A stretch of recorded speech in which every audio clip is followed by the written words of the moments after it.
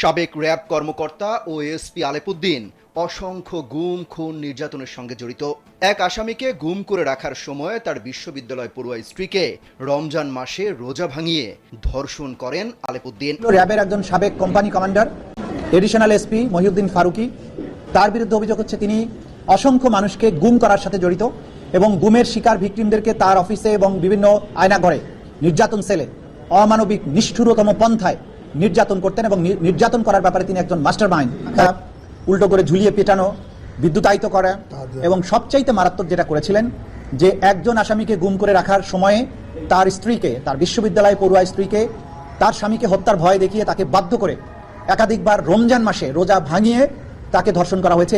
প্রিয় দর্শক, গুম খুন মানবাধিকার লঙ্ঘন শুধু এটাই নয়, আয়নাগরে বন্দি, টর্চার এবং ইলেকট্রিক শক দেওয়া এগুলো শুধু করেনি র্যাব, সেনাবাহিনী গুরুতর অপরাধ করেছে একজন র্যাব, যেখানে দেখা গিয়েছে বন্দীদেরকে আটকে রেখে তাদের হত্যার হুমকি দিয়ে তাদের স্ত্রীদের সাথে রমজানের অবস্থায়, রোজা অবস্থায় তাদেরকে দর্শন করেছে। নওয়াজুবিল্লাহ। এই নিয়ে ভয়াবহ তথ্য আজকে আপনার এদেরকে আন্তর্জাতিক আদালত ট্রাইব্যুনাল থেকে বক্তব্য শোনাবো। না টেনে লাইক করে শেষ পর্যন্ত দেখতে থাকুন। মামলা ট্রাইব্যুনালে কার্য তালিকা লিপিবদ্ধ হয়েছিল। তার প্রথমটি ছিল পুলিশ অফিসারদের বিরুদ্ধে, আইজিপি চৌধুরী আব্দুল্লাহ মামুন সহ 23 জন আসামি প্রথম মামলায়। সেই মামলাতে আজকে 8 জন গ্রেপ্তারকৃতকে হাজির করা হয়েছিল ট্রাইব্যুনালে। এই মামলাতে আমরা দুটো আবেদন দিয়েছিলাম। একটা হচ্ছে চৌধুরী আব্দুল্লাহ মামুন, ফরমার আইজিপি, তাকে আমরা জিজ্ঞাসাবাদ করতে চাই, যেহেতু তার নেতৃত্বে, তিনি পুলিশের প্রধান ছিলেন, তার নেতৃত্বে সেই জুলাই আগস্টের সমস্ত হত্যাকাণ্ড, মানবতা বিরোধী অপরাধ সংগঠিত হয়েছিল, এপিসি ব্যবহার করা হয়েছিল, হেলিকপ্টার ব্যবহার করা হয়েছিল, মারণাস্ত্র ব্যবহার করা হয়েছিল।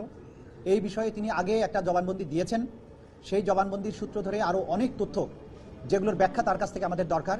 হেলিকপ্টার অপারেশন কার নির্দেশে হয়েছিল, কারা কারা যাত্রী ছিল, কতগুলো ফ্লাইট পরিচালনা করা হয়েছিল, কী ধরনের অস্ত্র পরিবহন করা হয়েছিল, পুলিশের প্রধান হিসাবে তার এটা জানার কথা।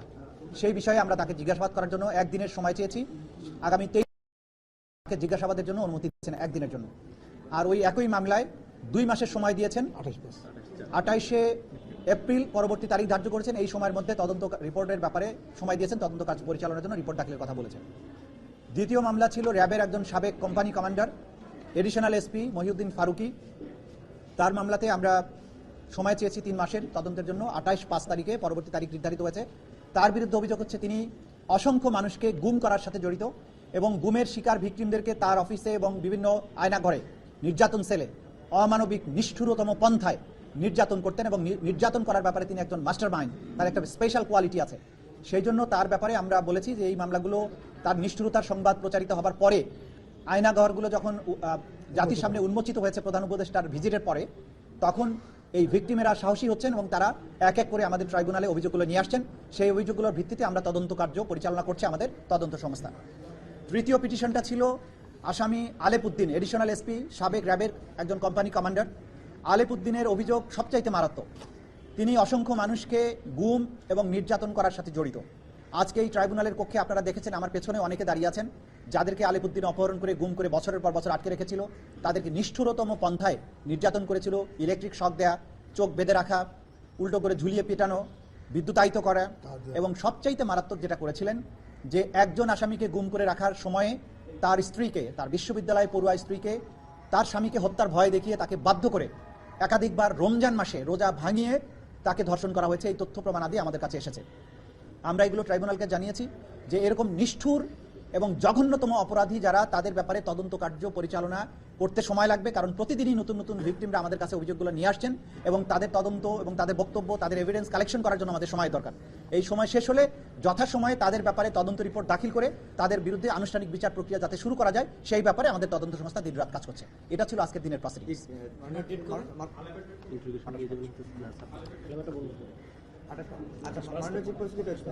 চৌধুরী আব্দুল্লাহ মামুনের মোবাইল ফোন এখনো পর্যন্ত জব্দ করা যায় নাই কেন? আমরা যেটা আমাদের তদন্ত সংস্থা চেষ্টা করেছে, তার মোবাইল ফোনের ব্যাপারে তাকে আমরা জিজ্ঞাসাবাদ করেছি, মানে আমাদের তদন্ত সংস্থা জিজ্ঞাসাবাদ করেছে। তিনি বলেছেন এই মোবাইল ফোন হারিয়ে গেছে। তার এই বক্তব্য সন্তোষজনক নয়, কারণ সাবেক র্যাব কর্মকর্তা ও এসপি আলেপুদ্দিন অসংখ্য গুম খুন নির্যাতনের সঙ্গে জড়িত। এক আসামিকে গুম করে রাখার সময় তার বিশ্ববিদ্যালয় পড়ুয়া স্ত্রীকে রমজান মাসে রোজা ভাঙিয়ে ধর্ষণ করেন আলেপুদ্দিন। এই অভিযোগের প্রমাণ মিলেছে। বৃহস্পতিবার এই তথ্য জানিয়েছেন আন্তর্জাতিক অপরাধ ট্রাইব্যুনালের চিফ প্রসিকিউটর তাজুল ইসলাম।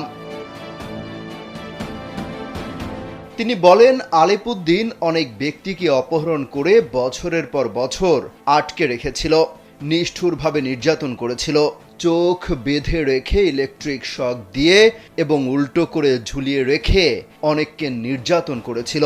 কোটি মানুষের আস্থার ভালোবাসায় 11 বারের মতো দেশের 1 নম্বর রেফ্রিজারেটর ব্র্যান্ড ওয়ালটন।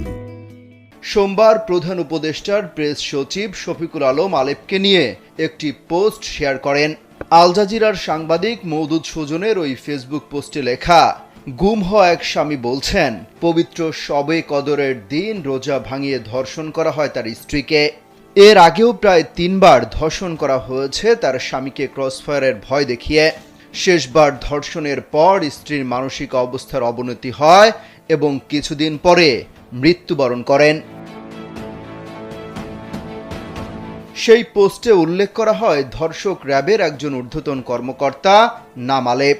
স্বামী সবকিছু হারিয়ে যখন আলেপকে বারংবার ফোন দিতে থাকেন, আলেপ রিপ্লাইয়ে জানান, বন্দি মেয়ে বা বন্দি পুরুষদের স্ত্রীদের সঙ্গে এমন আচরণ এখানে অলিখিতভাবে স্বীকৃত।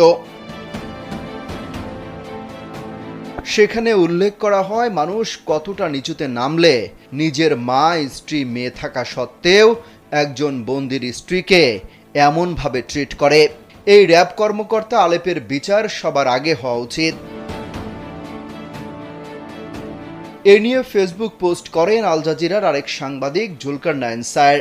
বলা হয়, এই আলেপের মতো খুনি, অপহরণকারী এবং জঘন্য সব কর্মকাণ্ডে লিপ্ত অনেকেই বিভিন্ন বাহিনীতে এখনো কর্মরত রয়েছে। তাদের চিহ্নিত করে যথাযথ পদক্ষেপ নেওয়া জরুরি বলেও মন্তব্য করেন সায়ের। সম্পূর্ণ ভিডিওটি দেখলেন, অবশ্যই বুঝতে পেরেছেন ভিডিওটি গুরুত্বপূর্ণ।